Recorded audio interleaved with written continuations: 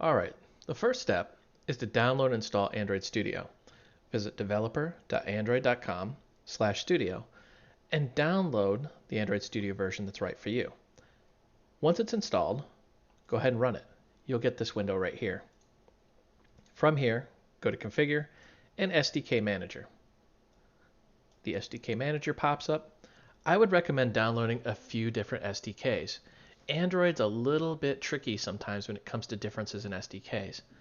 Try to go with a newer API version, but you don't necessarily need the newest, latest, and greatest. Personally, I'm using Android 8 through 5.1 for testing. Next, go ahead and start a new Android project. Just leave the defaults. And you don't really need to change the SDK, but you can if you'd like. Doesn't really matter what sort of activity you choose, just hit next and finish. It'll take a few seconds for Android Studio to open. Once Android Studio opens up, click on this little icon right here. It's the AVD Manager, or Android Virtual Device Manager. It looks like the little Android guy with a phone behind it. It's right on the toolbar. From here, you'll see virtual devices, or if this is your first installation, you will not see any. Go ahead and click Create Virtual Device and create a new phone. I'm using Nexus 5X, but you can use anything you like. Go ahead and click Next and configure it with whatever SDK you'd like and click Next again. Give it a name and click Finish.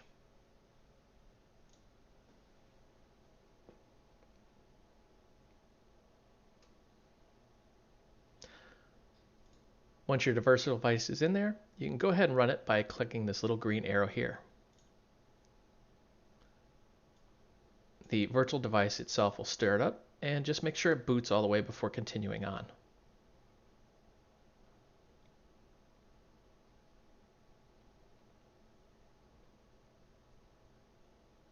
This may take a moment as these virtual devices tend to be a little bit slower than an actual phone.